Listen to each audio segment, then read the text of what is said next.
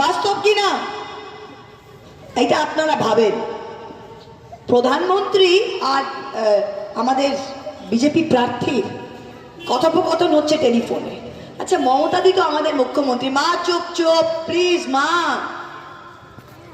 প্রধানমন্ত্রী ফোন করেছেন নাকি বিজেপি প্রার্থীকে, খুব ভালো, করতেই পারে। মমতাদি আমাকেও ফোন করে, আমি কি মমতাদির ফোনটা রেকর্ড করে ফেসবুকে ছেড়ে দিই যে এই আমাদের কথা হয়েছে? আপনাকে আমি যদি ফোন করি, আপনি কি সেটাকে রেকর্ড করে ছেড়ে দেবেন?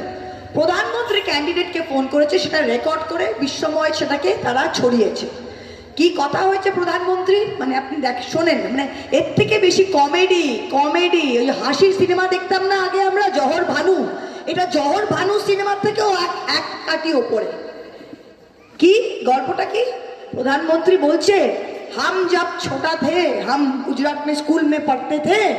তিনি নাকি ছোট ছিল, আপনি তো চা বিক্রি করতেন, আমরা তো শুনেছি আপনি চা বিক্রি করতেন, আপনি তো স্কুলেই যেতেন না।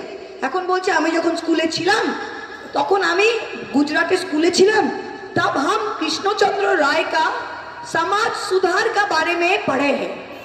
কৃষ্ণচন্দ্র রায় সম্বন্ধে আমরাই পড়িনি স্কুলে, আর তুই গুজরাটে থাকতে পড়ে নিয়েছিস? হ্যাঁ, নাম্বার ওয়ান, আমি কৃষ্ণচন্দ্র রায়ের নাম শুনেছি গোপাল ভাঁড়ের মাধ্যমে, গোপাল ভাঁড় ছাড়া কৃষ্ণচন্দ্র রায়ের নাম কেউ শোনেনি। আর বলছে কি সমাজ সুধার, সমাজ সুধারের বাংলা কি? বাংলা হচ্ছে সমাজ সংস্কার।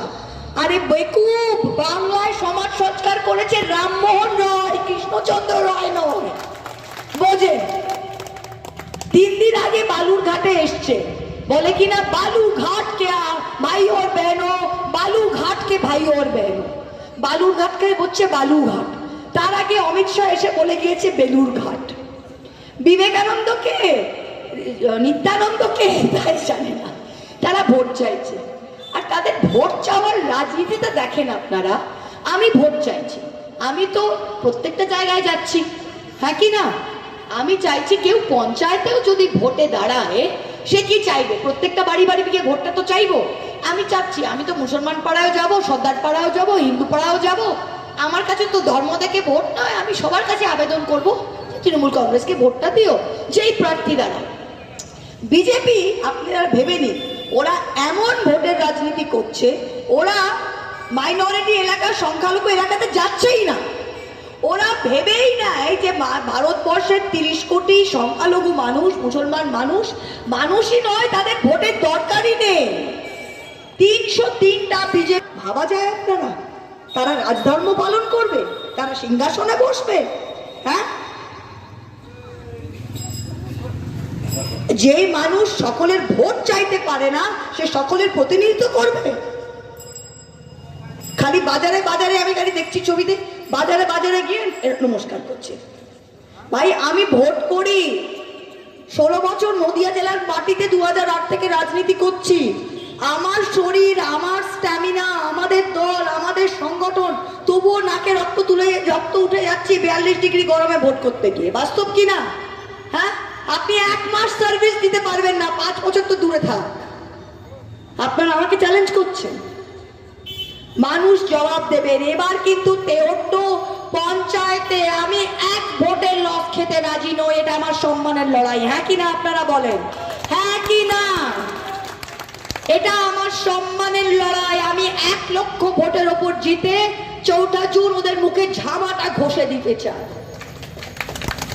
এটা মনে রাখবেন। কিন্তু কোনো বড় সভা আমরা নিচ্ছি না, শুধু মমতা ব্যানার্জি তেহট্টে আসবেন, বেতাই স্টেডিয়ামে 2রা মেতে মিটিং করবেন। মমতা ব্যানার্জি স্বয়ং এসে তেহট্টেতে উনি বেতাই স্টেডিয়ামে মিটিং করবেন 2রা মে। মমতা ব্যানার্জি আছে, ওপরওয়ালা আছে, বাস আর কাউকে দরকার নেই। এই ভোটে আমি 1 লক্ষের উপর জিতে যাব। আমরা উন্নয়নের ভোট করছি। তাই সবাইকে বলছি, এখানে যারা আছে, এই বিষাক্ত ধর্মীয় রাজনীতিকে আপনারা ত্যায্য করুন।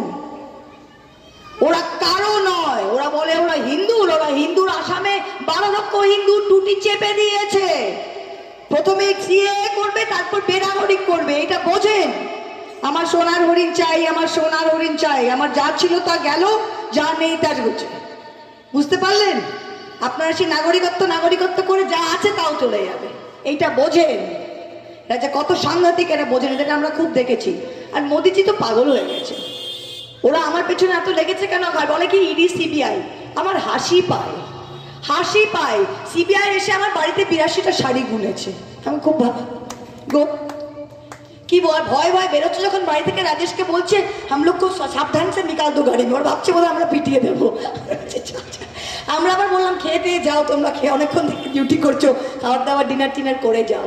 আচ্ছা বোঝেন, বোঝেন আপনি। এই হচ্ছে নির্বাচন কমিশন।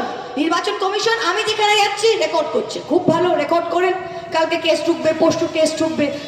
গতকাল মোদি এত জঘন্য যাচ্ছে তাই একটা কথা বলেছে, নির্বাচন কমিশন 24 ঘন্টা হয়ে গেছে, নির্বাচন কমিশনের বুকের পাটা নেই কিছু করার জন্য। কেন? কারণ প্রথমবার ভারতবর্ষের ইতিহাসে নির্বাচন কমিশনকে নিয়োগ করার যেটা 3 জনের প্যানেল ছিল, সেটা নিয়ম কি ছিল? সরকারের একজন, প্রধান বিরোধী পক্ষ থেকে একজন, আর প্রধান বিচারপতি। ওরা নতুন আইন কেনে প্রধান বিচারপতিকে বার করে দিয়েছে, 2:1 হয়ে গেছে। অমিত শাহ আর মোদি মিলে 3 জন ইলেকশন নির্বাচন কমিশনারকে নিজে নিয়োগ করেছে। শুভেন্দু 3 দিন আগে বলছে সোমবারে বোম ফাটবে, আর সোমবারে হাইকোর্ট রায় দিল 25,000 চাকরি বাতিল হয়ে গেল। শুভেন্দু কি করে জানলো যে আজকে কি রায় দেবে হাইকোর্ট? কি করে জানলো? কারণ অভিজিৎ গাঙ্গুলির মতো আরো কয়েকজন বিচারপতিকে ওরা কিনে রেখেছে হাইকোর্টে, তাই জন্য জানলো। কোনোদিন শুনেছেন একটা সিটিং বিচারপতি বিজেপি দালালি করছেন? সিটিং বিচারপতি চেয়ারে বসা থাকাকালীন তিনি বিজেপির সাথে যোগাযোগ রেখেছেন, তিনি রিটায়ার করে রিজাইন দিয়ে তিনি আবার বিজেপির হয়ে লড়ছেন। ভারতবর্ষের ইতিহাসে এরকম কলঙ্কিত গল্প কিন্তু আমরা শুনিনি। আরো কত